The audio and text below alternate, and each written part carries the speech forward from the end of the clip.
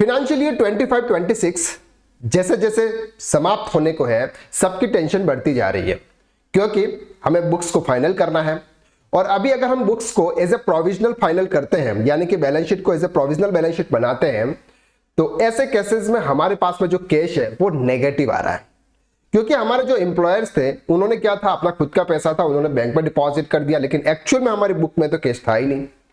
इस वजह से हमारा जो कैश है वो नेगेटिव आ गया है। अब इस केस को किस तरह से पॉजिटिव किया जाए, क्या टेक्निक्स है, क्या इन टेक्निक्स को यूज करते हुए अपनी कैश को पॉजिटिव कर सकते हैं या नहीं कर सकते हैं, यह आज हम इस लेक्चर के अंदर डिटेल में समझने वाले हैं।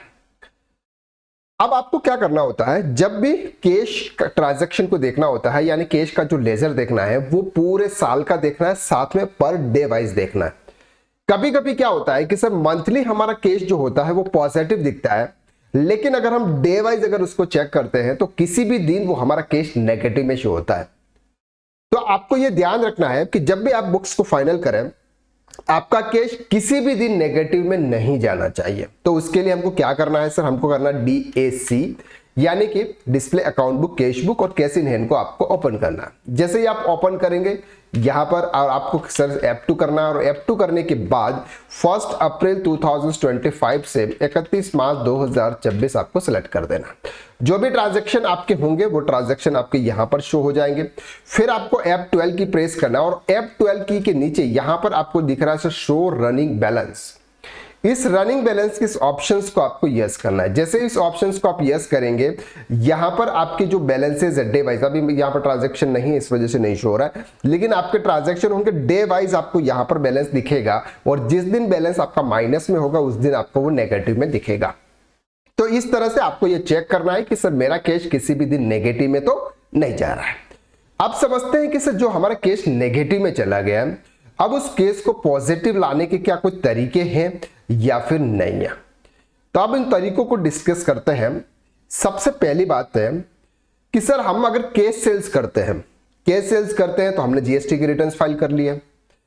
अब हमने ये चेक किया सर हमारा फॉर एग्जांपल जुलाई मंथ में किसी दिन बैलेंस माइनस में था, फॉर एग्जांपल 25,000 रुपीज, किसी दिन माइनस में था फॉर एग्जांपल 25,000 रुपीज।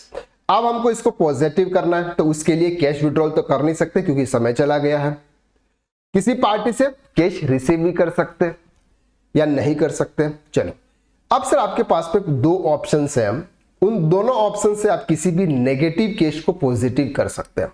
सबसे पहला अनसिक्योर्ड लोन।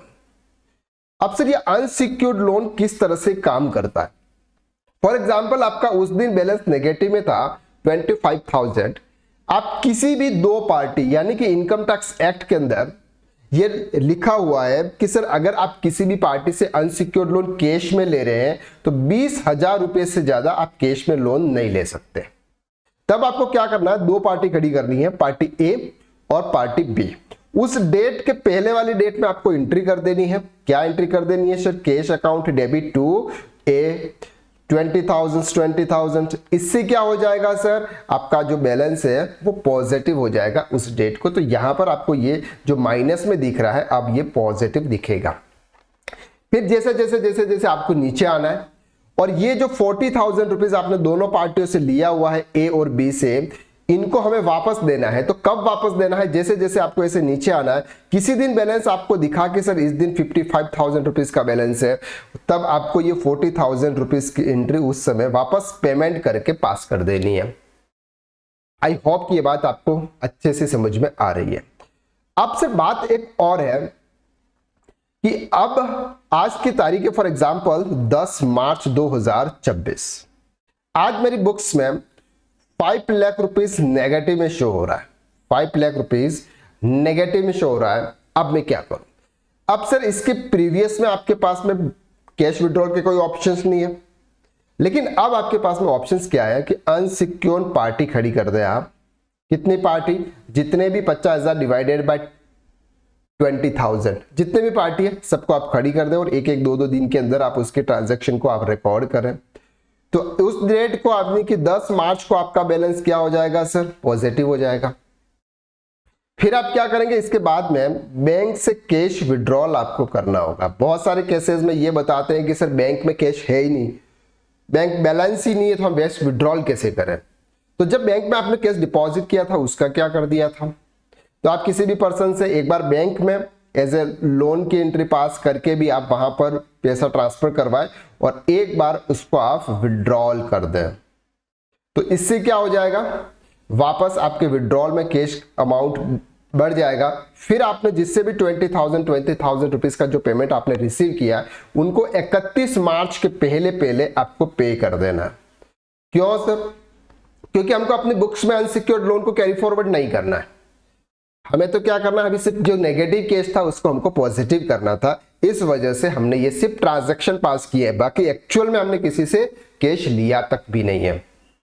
आई होप कि ये वाली जो टेक्निक्स है, ये टेक्निक आपको इजीली समझ में आ रही है। दूसरी, अब सर एक और ऑप्शन हमारे पास में होता है कि हमारे पास में जितने भी डेटर्स हैं, हमारे पास में जितने भी डेटर्स हैं, उन डेटर्स को आप चेक करें। कुछ ऐसे डेटर्स हैं जो बहुत लंबे समय से चलते हुए आ रहे हैं, यानी कि उनका इस साल में कोई भी ट्रांजैक्शन उनके साथ में नहीं हुआ है। ऐसे बहुत सारे हमारे बुक्स में डेटर्स होते हैं, लेकिन अगर आपके केसेस में अगर नहीं है तो इट्स ओके। अगर है तो आप उनसे भी थोड़ा थोड़ा कैश डिपॉजिट यानी कि रिसीव कर सकते हो। यह भी एक टेक्निक्स है, इससे भी आप कर सकते हो। चलो तीसरा, अगर सर सोल प्रोप्राइटर है, क्या कैपिटल अकाउंट कैश में ले सकते हैं, क्या एंट्री पास कर सकते हैं? अब मेरे को एक बताओ कि सर अगर मिस्टर ए है और उसका एक ही बिजनेस है और कोई इनकम ऑफ अदर सोर्सेज, मतलब और कोई इनकम उसके पास में नहीं है, वो सिर्फ बिजनेस पे ही जी रहा है, और उसकी अगर हम कैपिटल की एंट्री अगर करें कि उसने कैश इंट्रोड्यूस किया बिजनेस में, तो वो कैश लाएगा कहां से, क्योंकि उसके पास इनकम ऑफ सोर्सेज ही एक ही है। तो आपको ये ध्यान रखना है कि प्रोप्राइटर के केस में कभी भी कैपिटल इंट्रोड्यूस नहीं कर सकते अगर उसका सिर्फ एक ही बिजनेस है।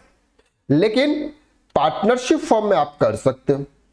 पार्टनरशिप फॉर्म में अगर आपके पार्टनर्स हैं उनसे आप केस कंट्रीब्यूट करवा सकते हो, लेकिन उसकी भी कुछ लिमिट्स है, उस लिमिट्स के अकॉर्डिंग करवाइएगा।